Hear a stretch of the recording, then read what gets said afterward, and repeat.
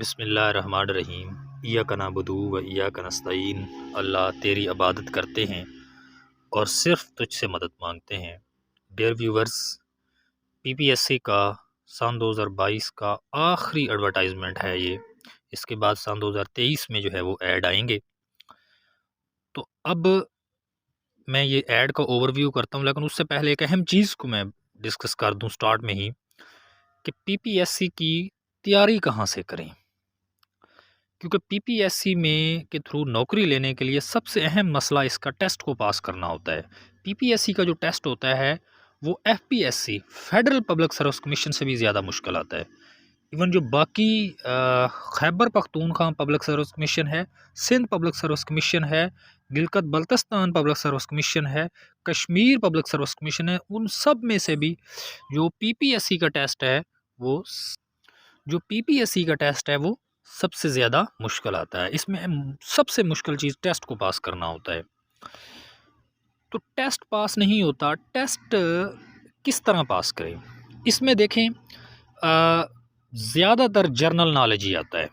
ज़्यादातर पोस्टों के ऊपर जर्नल नॉलेज आता है, या फिर दूसरा जो क्राइटेरिया इसमें वो देते हैं टेस्ट के लिए कि 80% को मुतल्लिका सब्जेक्ट और 20% फिर उसमें जर्नल नॉलेज पीपीएससी का फेवरेट तरीन है। पीपीएससी के पास जो है वो एक बैंक है, डेटा बैंक है। एक कंप्यूटर के अंदर उन्होंने तमाम जर्नल नॉलेज का डेटा जो है वो रखा हुआ है, और पिछले 20-25 सालों से, बल्कि इससे भी ज़्यादा जो है, ये मैंने कम बताया है, पिछले 40 सालों से जो है वो डाटा उसके अंदर रोज़ बरोज़ बढ़ता जा रहा है। वो उन्होंने कलेक्शन की हुई है, और जब भी पेपर बनाना होता है वो उसी कंप्यूटर के अंदर से वो डाटा लेते हैं और पेपर जो है वो बना के फिर आगे प्रिंटिंग करते हैं। तो अब सबसे अहम चीज़ सब्जेक्ट, जो सब्जेक्ट होता है वो तो डेफिनेटली आपका जो भी सब्जेक्ट है उसके अकॉर्डिंग ही आपने तैयार करना होता है। मेन चीज़ याद रखा करें कि हर यूनिवर्सिटी के सिलेबस में थोड़ा थोड़ा डिफरेंस है, लेकिन बेसिक चीज़ें सबके लिए सेम है। और बेसिक कहते हैं फंडामेंटल को। फंडामेंटल है एफएससी या एफए। तो फंडामेंटल तक आप अपने जो सब्जेक्ट हैं, जो भी आपका सब्जेक्ट है, उसको मुकम्मल उसके ऊपर जो है वो गिरफ्त हासिल किया करें। और इसके ऊपर वाले जो टॉपिक्स हैं यानी 16वीं तक, वो भी आप जो है उसके जो इम्पोर्टेंट टॉपिक हैं वो भी तैयार किया करें। अब दूसरी बात आ जाती है जर्नल नॉलेज की, कि जर्नल नॉलेज की तैयारी जो है वो हम कहाँ से करें।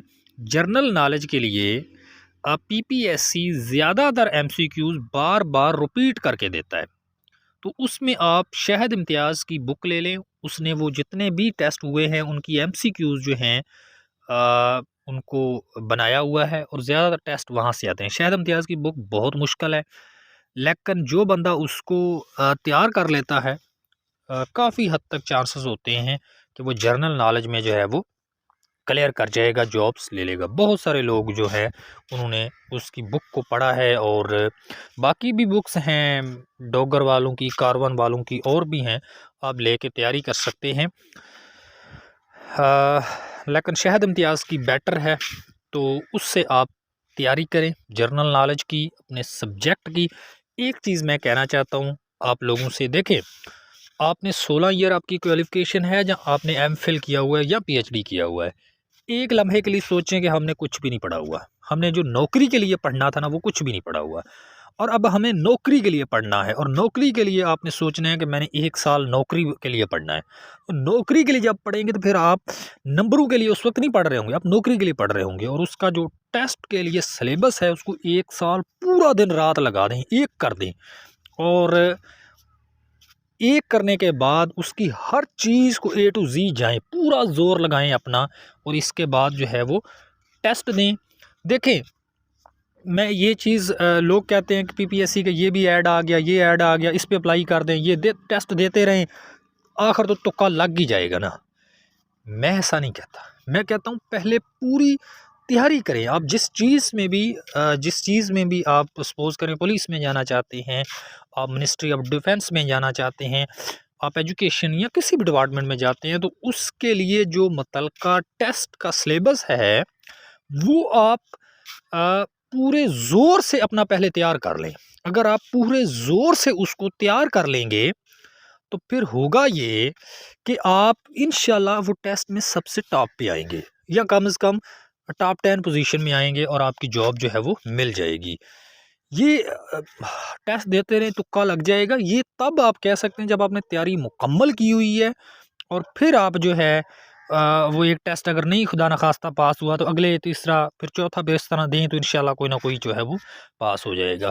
ये ना करें कि इस तरह पीपीएससी जो है इस तरह जॉब नहीं मिलती पीपीएससी में कि तुक्के मारते रहें देते रहें कोई तो हो जाएगा। किसी भी आप महकमे में जाना चाहते हैं उसका पीपीएससी के ऐड आते ही रहते हैं, तो उसका ऐड आ जाएगा। आप क्या करें कि तैयारी पे फोकस करें, 1 साल लगाएं तैयारी पे, पूरी ज़ोर की तैयारी करें। क्योंकि देखें बात यह है कि जॉब्स बड़ी थोड़ी आती हैं और नंबर ऑफ़ एप्लीकेंट बहुत ज़्यादा होते हैं। सबके पास तलीम होती है, एलिजिबिलिटी क्राइटेरिया होता है, नंबर होते हैं, लेकिन सबको नहीं रख सकते, चंद को रखना होता है।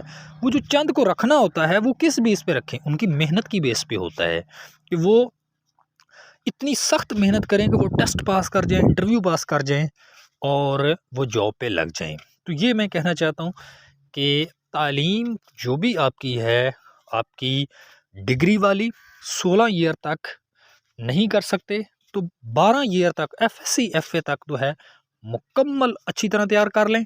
इसके बाद जर्नल नॉलेज की किताब लेके उसको तैयार करें, फुल अच्छा तैयार करें। इसके बाद पीपीएससी का टेस्ट दें इंशाल्लाह ताला। देखें जब आप मेहनत करते हैं और किसी के पीछे लग जाते हैं तो अल्लाह ताला भी फिर वो नवाज देता है।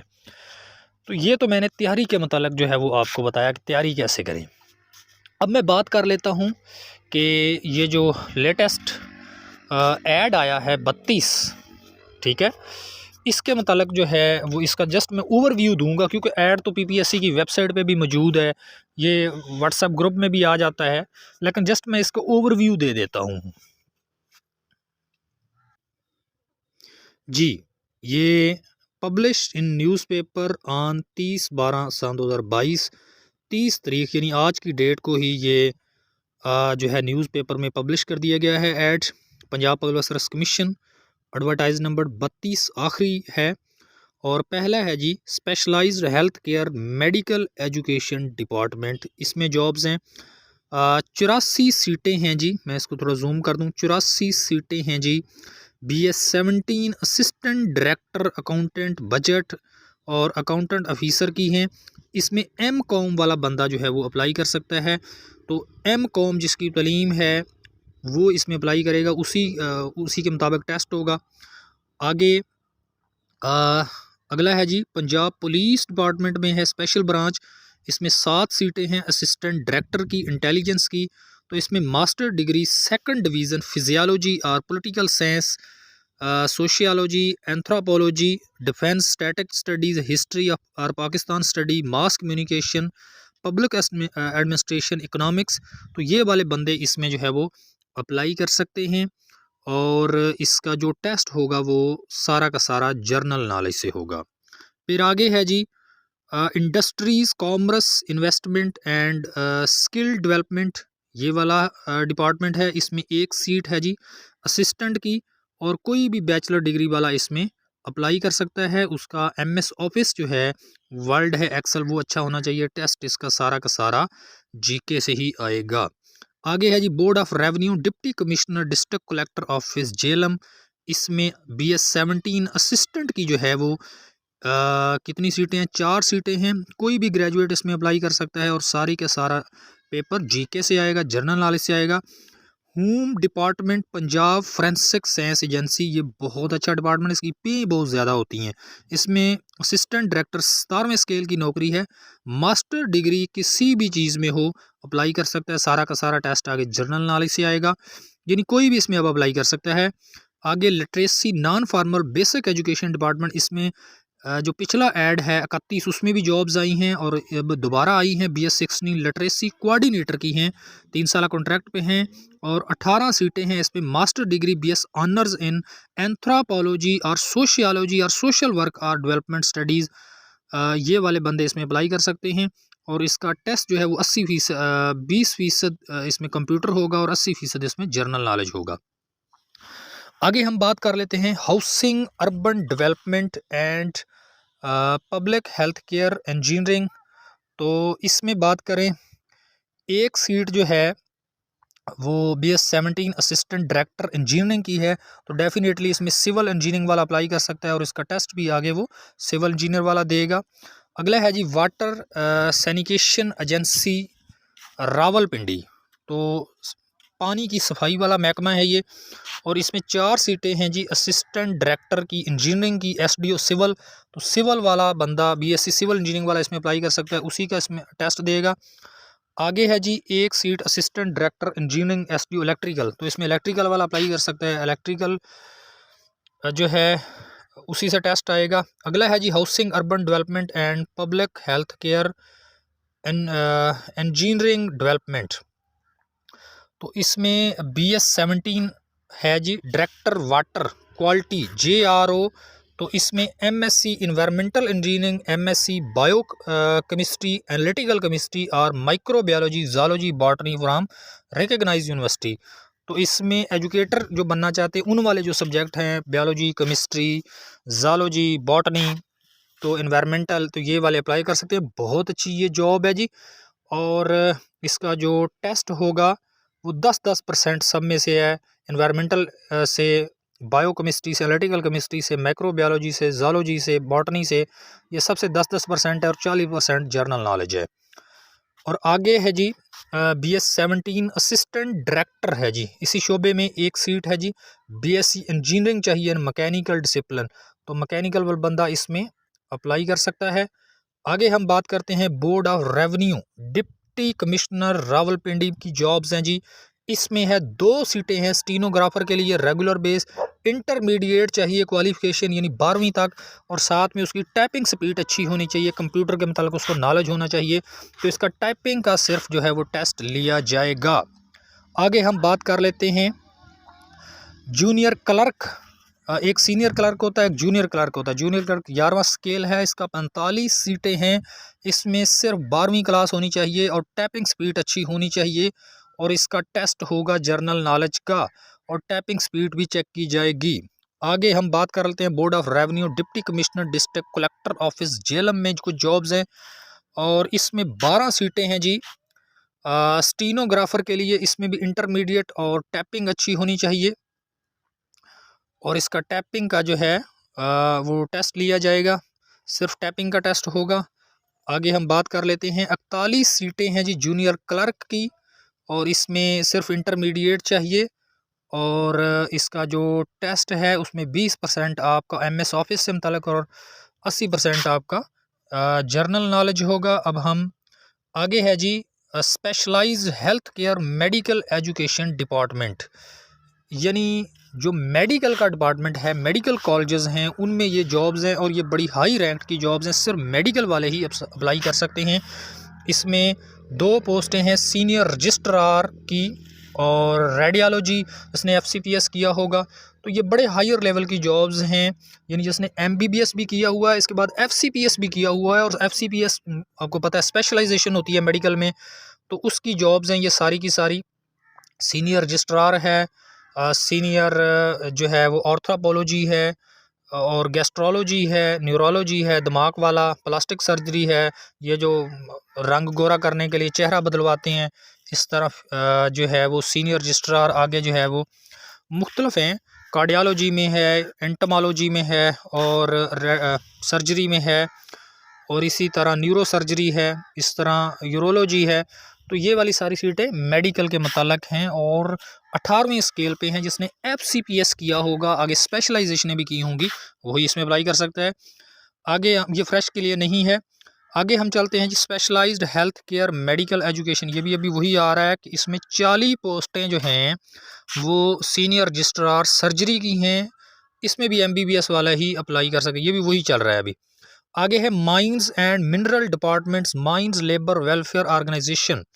तो ज़मीन के अंदर से जो है वो मुख्तलिफ चीज़ें जो है वो ज़मीन के अंदर से मुख्तलिफ चीज़ें निकलती हैं, तो उस वाला ये डिपार्टमेंट है। इसमें क्या चाहिए, एक सीट है जी मास्टर डिग्री सेकंड इकोनॉमिक्स और स्टैटिक्स में इसको चाहिए, कॉमर्स या पब्लिक एडमिनिस्ट्रेशन में चाहिए, बिजनेस एडमिनिस्ट्रेशन में चाहिए। तो इसका जो टेस्ट है वो भी इसके क्वालिफिकेशन रिलेटेड ही आएगा। और आगे है जी 4 सीटें इसमें असिस्टेंट डायरेक्टर माइंस मिनरल्स की हैं। इसमें बीएससी इंजीनियरिंग माइनिंग इंजीनियरिंग चाहिए, उसी से टेस्ट आएगा। आगे होम डिपार्टमेंट है चाइल्ड प्रोटेक्शन वेलफेयर ब्यूरो, तो इसमें जो है वो फिजियोलॉजिस्ट BS17 इसकी 4 सीटें हैं। मास्टर डिग्री जिसने फिजियोलॉजी में की होगी वही अप्लाई कर सकता है, उसी से टेस्ट आएगा। और मेडिकल ऑफिसर BS17 तो डेफिनेटली मेडिकल है तो MBBS वाला अप्लाई कर सकता है जी। एग्रीकल्चर डिपार्टमेंट में कुछ सीटें हैं जी, एक पोस्ट है जी लाइब्रेरियन की, और इसमें डेफिनेटली जो है वो मास्टर डिग्री इन लाइब्रेरी वाला इसमें अप्लाई कर सकता है और उसी से टेस्ट होगा। आगे एग्रीकल्चर डिपार्टमेंट में कुछ जॉब्स हैं जी, एक सीट है senior scientist plant pathology training plant pathology, तो जिसने PhD की हो पैथोलॉजी में वो अप्लाई कर सकता है। आगे एक सीट सीनियर साइंटिस्ट एंटोमोलॉजी है, ये भी जिसने PhD की है एंटोमोलॉजी में वो कर सकता है। और इसी तरह प्रिंसिपल साइंटिस्ट जिसने PhD की है इसमें वो अप्लाई कर सकता है। फिर आगे प्रिंसिपल साइंटिस्ट जो है BS19वां स्केल बहुत हाई स्केल है, इसमें भी PhD वाला रिक्वायर्ड है, सोशल फिज़िक्स वाटर क्वालिटी ये वो। और आगे प्रिंसिपल साइंटिस्ट 19 स्केल ये इसमें भी जो है वो 19 ग्रेड की है, ये भी PhD चाहिए। प्रिंसिपल साइंटिस्ट इसमें भी एंटोमोलॉजी ये जो है PhD वाला अप्लाई कर सकता है।